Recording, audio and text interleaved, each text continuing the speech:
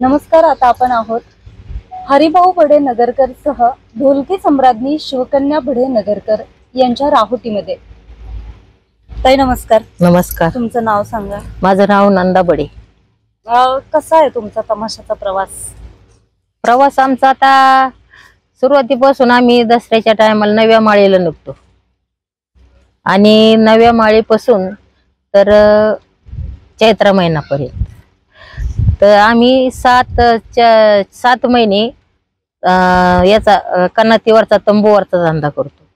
तर तिकिटावर काय भागत नाही, पण हे खास आम्ही चैत्रासाठी हा सणचे आम्ही जमा करतो. आणि मग कलाकार पळून नाही गेला पाहिजे आणि महिनाभर रेशेल करतो, कारण चैत्राच्या महिन्यात पुणे जिल्ह्यात जिजाली तिथं तमाशा लागतो, जिजाली तिथं. आणि मग त्या चैत्राच्या महिन्यासाठी आम्ही हा 7 महिन्याचा धंदा काढतो. मग ते 7 महिने आमचा फिट झाला का मग चैत्राच्या महिन्यात आम्हाला कशाची अडचण येत नाही, किंवा गाणे बसवायची, गणगवळण बसवायची, लेहरा गणगवळणीचा बसवायचा, हे आम्ही 7 महिन्यातच महिन्याभरातच आम्ही फिट करून घेत असतो. मग तिथून पुढे आमचा हा चैत्राचा महिना मेन असतो, कारण हा चैत्राच्या महिन्याच्या जोरच आमचं काय सगळं येते. यात्रा कमिटीचा प्रतिसाद कसा असतो? लोक तुमच्याकडे कशा प्रकारे बारी ठरवायला येत असतात?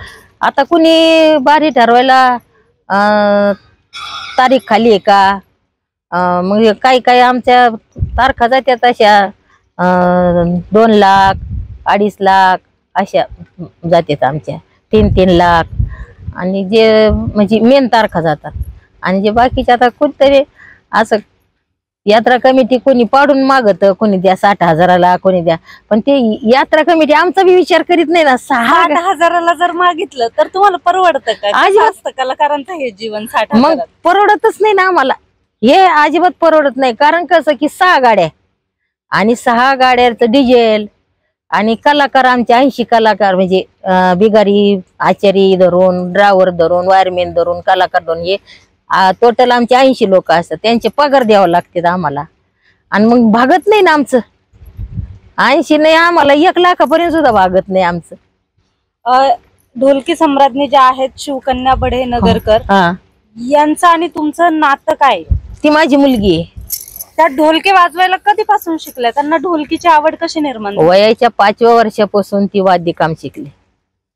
वयाच्या 5व्या वर्षापासून, म्हणजे लहानपणी ते पहिले कोंगू बोंगू भेटायचे ना, ते एवढोले डबडे, तर ते आपलं मग ते कोंगू बोंगू नाही तर मग डबे वाजवायची, पराती वाजवायची. तिला म्हणजे ते पहिल्यापासून तो नादच होता वाद्यकामाचा.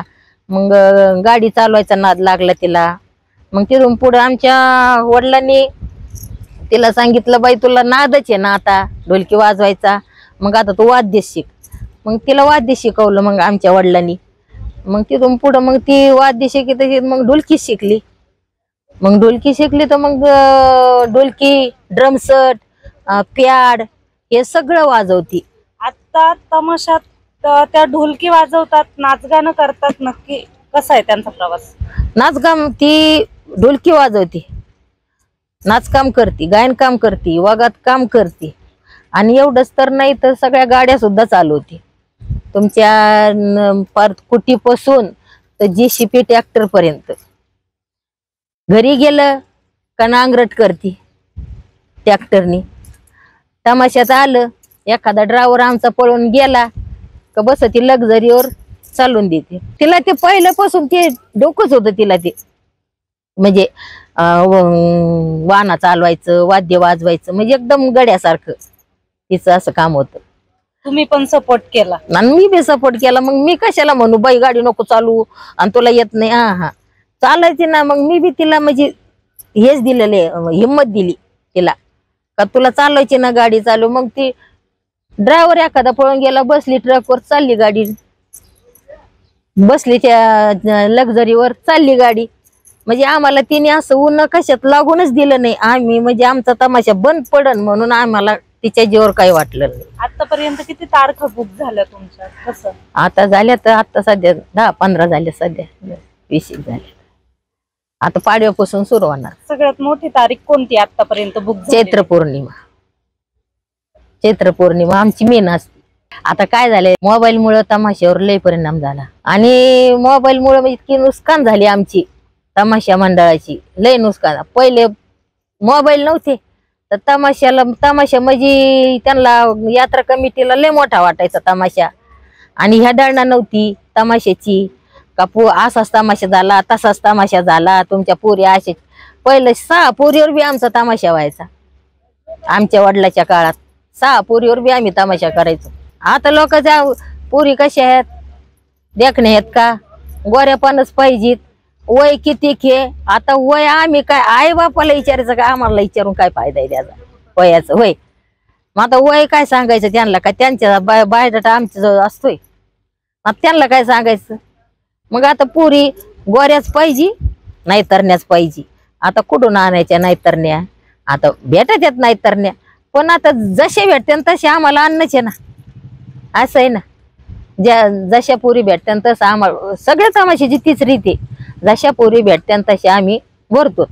मग ते नाचायला येऊ नाही तर नाही येऊ. नाचायला नाही आलं तर माझ्यासारखी शिकवती बाई असं नाच बाई तसं नाच असं म्हणजे. डीजे जे शो आहेत त्याच्यामुळे तमाशावर काय परिणाम होतोय का. होतच नाही तर कसं. मग म्हणतात ना मग डीजे लावा डीजे गाणे लावा ते हिंदी गाणे लावा आमके गाणे लावा. मग आता जसं येईन तसं म्हणतो. काय काय गावाला इकडं पुणे जिल्ह्यात कशी प्रथा आहे का जुन्या लावण्या लावा. मग जुन्या लावण्या लावायच्या. आता माझ्यासारखीला जुन्या लावण्या माहिती. पूर्वीच्या काळी तमाशात लोक पाहायला प्रचंड गर्दी करायचे लय गर्दी करायची. गर्दी होत नाहीये कुठेतरी तमाशावर परिणाम होताना दिसतो. होतोच ना मोबाईल मुळे होतोच ना. काय आता मोबाईल मुळे तमाशा सगळा येतो. काय ह्यो तमाशा का आम्ही पाहिलेला आहे मोबाईलवर असं म्हणतात. आता सगळे मिळून 80 लोक आहेत आता. मग त्याच्यातले 40 कलाकार आणि 18-19 बाया त्या 40 मध्येच.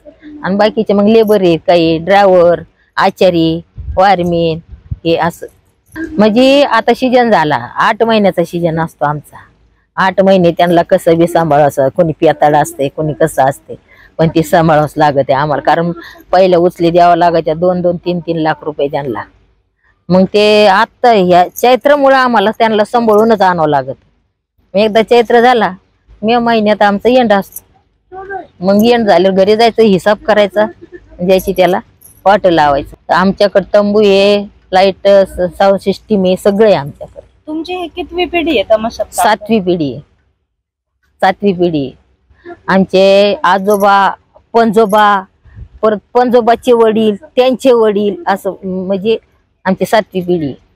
आमचं सगळं खानदानच कलाकार आहे. आणि त्याच्यात आता मी आहे त्या धंद्यात. माझी एक मुलगी आहे. मला 3 मुली आहेत तर माझी एकच मुलगी याच्यात आहे. माझे 2 भाव आहेत. माझा चुलत्याचे मुलं मुली हिरामन बडे हे सगळंच कुटुंब तमाशा. हो सगळं तमाशात. मग तुमच्या ज्या 2 मुली तमाशात नाहीयेत हा ते नक्की काय व्यवसाय करतात. आता एक माझी लहानी मुलगी PSI झालेली आणि एक औरंगाबादला लग्न करून दिलेली. त्या इकडं या क्षेत्राकडे नाही नाही नाही त्यांना शिकवलं याच्या जीवावर आपलं. तिला ती PSI झाली एक ती मुंबईला आता सध्याला. मग आम्ही काय केलंय आम्हाला इथून माग प्राधान्य म्हणजे विशेष करून भेटलेलं नाही. कारण पब्लिकच असं निघाले का कोणी खडे मार कोणी इसकट शिव्यादी कोणी काय कर त्याच्या अवघाने. मग आम्ही काय केलं आमचे लेकरं बाळ नको ह्या धंद्यात काय राहिलेलं नाही. आपण जे अनुभवलंय ते मुलांना नको. मग त्याच्या अवघाने नको म्हणलं ह्या धंद्यात आमचे काय हाल चाललेत तुमचे कशाला करायचे. तुमचा वारसा थोडक्यात या शिवकन्या ढोलकी सम्राज्ञी आहेत त्या चालवतील. पण त्यानंतरचा वारसा पुढे कोण चालवणार असा प्रश्न तुम्हाला कधी पडत नाही. काहीच नाही पडत आता काहीच नाही पडत. आता कोणीच नाही. आता त्याचं आपण सांगू शकत नाही सध्याला. जोपर्यंत आम्ही जिवंत आहे तोपर्यंत.